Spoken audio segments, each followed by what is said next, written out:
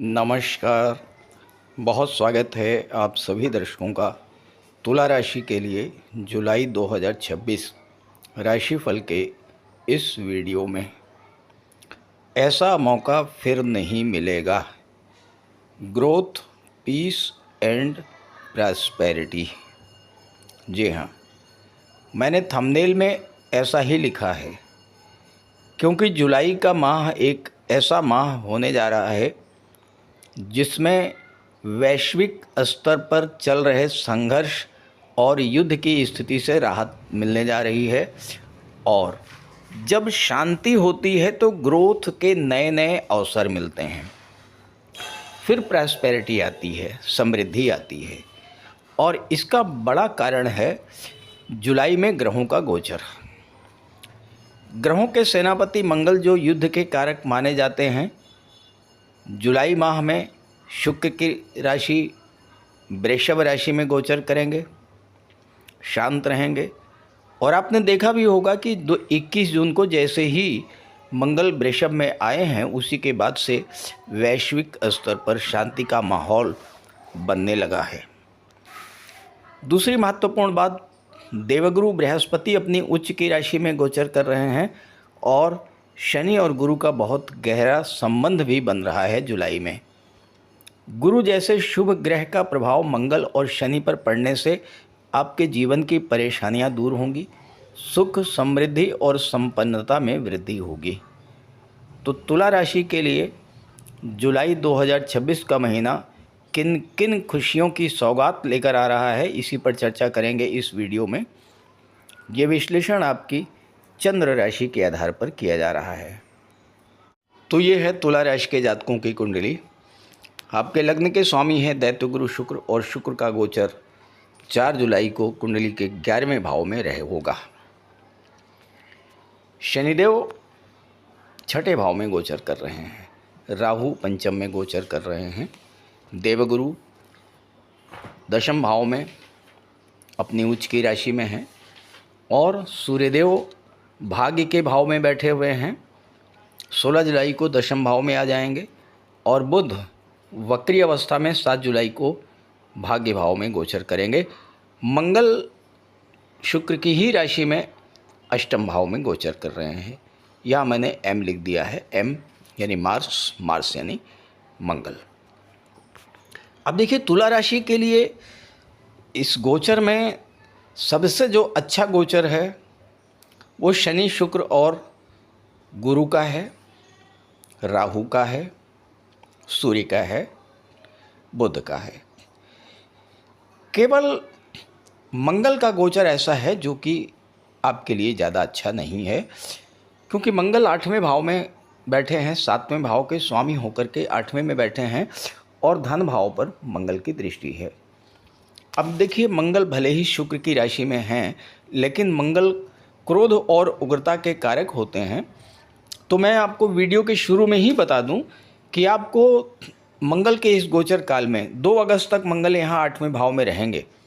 तो पहली बात तो ये है कि अपनी वाणी पर विशेष नियंत्रण रखना होगा, अन्यथा आपके रिश्ते नातों में, आपके दाम्पत्य जीवन में कटुता बढ़ने का पूरा योग बन जाएगा अष्टमस्त मंगल के कारण। तो पहली बात तो वाणी पर आपको विशेष नियंत्रण रखना है।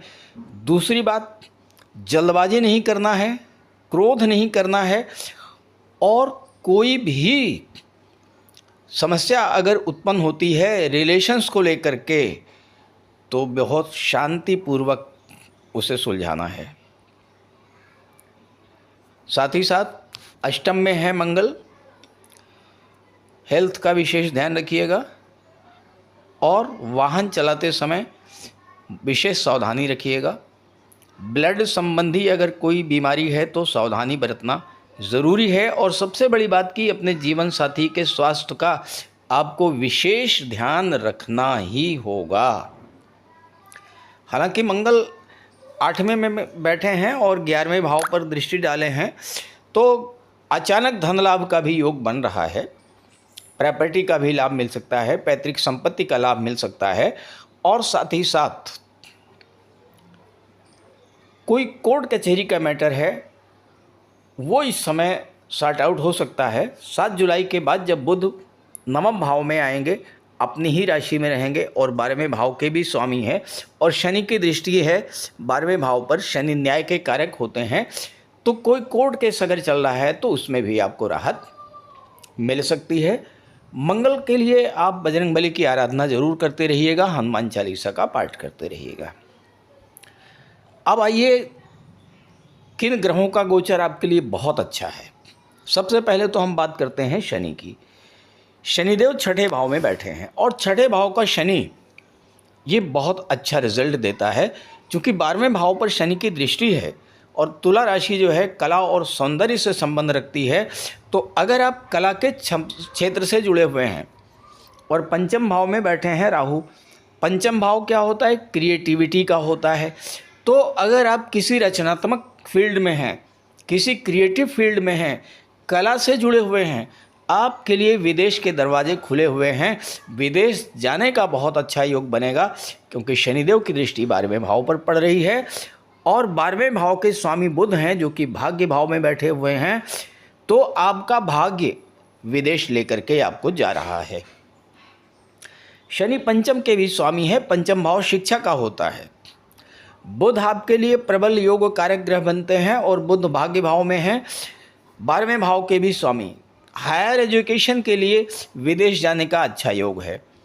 साथ ही साथ किसी अच्छे इंस्टीट्यूट में एडमिशन के लिए बहुत अच्छा योग है। और हाँ, मंगल 8वें भाव में है, तो जो लोग मेडिकल और सर्जरी से संबंधित क्षेत्र में उच्च शिक्षा ग्रहण करना चाहते हैं विदेश जा कर के, उनके लिए मंगल का गोचर भी बहुत अधिक सपोर्टिव रहेगा। जहाँ तक शुक्र की बात है, आपके लग्न के स्वामी, आपके राशि के स्वामी केतु के साथ बैठे हुए हैं, 11वें भाव में बैठे हैं। अब 11वां भाव क्या होता है? 11वां भाव आपकी इच्छा पूर्ति का होता है। और शुक्र क्या है? शुक्र आपके डिज़ायर्स को, आपकी इच्छाओं को रिप्रेजेंट करते हैं। इस समय आपकी धन संबंधी, संतान संबंधी, विवाह संबंधी, घर मकान वाहन, सुख सुविधा के साधन, ऑर्नामेंट, ज्वेलरी, आभूषण या अन्य कोई इच्छा इस समय अवश्य पूरी होगी 4 जुलाई के बाद। बहुत दिनों से आप जो सपना देख रहे थे, उस सपने को पूरा करने के लिए न केवल शुक्र बल्कि राहु भी तत्पर हैं। राहु की दृष्टि भी शुक्र पर पड़ रही है और राहु एक ऐसे प्लेनेट हैं जिनकी कोई लिमिट नहीं है। शुक्र पर दृष्टि है, शुक्र के प्रभाव को कई गुना बढ़ा देंगे। केतु के साथ हैं, केतु बुलंदी के कारक होते हैं, तो शुक्र का प्रभाव इस समय बहुत अधिक बढ़ेगा। यानी आपकी इच्छा की पूर्ति के बहुत अच्छे योग बन रहे हैं। आप कोई प्रॉपर्टी भी खरीद सकते हैं, वाहन ले सकते हैं, घर में सुख सुविधा के साधन आ सकते हैं। तुला राशि के वो जातक जो शेयर मार्केट से जुड़े हैं, जुलाई का महीना उनके लिए शेयर मार्केट से बड़ी उपलब्धि वाला होने जा रहा है। लेकिन ध्यान दीजिएगा, ट्रेडिंग या इंट्राडे ट्रेडिंग में आप मत इन्वॉल्व होइएगा। राहु यहाँ पर बैठे हैं, आपको नए नए आइडियाज़ देंगे। शेयर मार्केट के कारक होते हैं, शुक्र पर दृष्टि डाल रहे हैं जो कि धन लाभ के भाव में हैं, धन के कारक हैं। तो शेयर मार्केट से धन आपको मिलने जा रहा है, मिलने का अच्छा योग है। लेकिन जल्दबाजी मत कीजिएगा, किसी फाइनेंशियल एडवाइज़र की राय लेकर के तभी कोई निवेश कीजिएगा, क्योंकि इस समय बुध भी आपकी अच्छी स्थिति में है, राहु भी अच्छी स्थिति में है और दोनों ही शेयर मार्केट के कारक होते हैं। तो शेयर मार्केट वालों के लिए अच्छा है। लेकिन बुध वक्री अवस्था में है। वक्री अवस्था में होने से क्या होता है कि आपकी निर्णय क्षमता प्रभावित हो जाती है, सही डिसीजन आप नहीं ले पाएंगे और राहु भ्रम पैदा करेंगे। तो इसलिए निवेश से पहले खुद से मत कीजिए, किसी फाइनेंशियल एडवाइज़र की राय लेकर के अगर आप निवेश करेंगे बहुत अच्छा रिजल्ट मिलेगा। पंचम भाव शिक्षा का होता है और संतान का होता है। शिक्षा से संबंधित, संतान से संबंधित आपकी कोई बड़ी इच्छा इसमें पूरी हो सकती है, संतान की प्राप्ति हो सकती है, आपके संतान को जॉब मिल सकती है, या आप अपने संतान को, अपने बच्चों को उच्च शिक्षा के लिए विदेश भेज सकते हैं। शनिदेव आपके लिए प्रबल योग कारक ग्रह बनते हैं। चौथे भाव के स्वामी होकर के छठे भाव में बैठे हैं। छठा भाव क्या है? लोन का होता है, कर्ज का होता है। चौथे भाव की चीज़ों के लिए कर्ज, लोन लेना है आपको, तो यहाँ पर शनिदेव आपको सपोर्ट करेंगे। Home loan, business loan, vehicle loan या ईएमआई पर सुख सुविधा के साधन खरीदना, इस तरह की चीज़ें आपको शनिदेव इस समय देने जा रहे हैं। जहाँ तक छात्रों की बात करें तो सूर्यदेव जो हैं 10वें भाव में आ जाएंगे, गुरु के साथ आ जाएंगे। गुरु उच्च की राशि में बैठे हुए हैं। जो लोग जॉब में हैं उनके लिए पद प्रतिष्ठा, प्रमोशन, मान सम्मान, उच्च पद, वेतन वृद्धि, इन सब का बहुत अच्छा योग बन रहा है। और नवम भाव में बुध सूर्य बैठे हैं, तीसरे भाव पर दृष्टि है। तीसरे भाव का स्वामी 10th हाउस में बैठा हुआ है।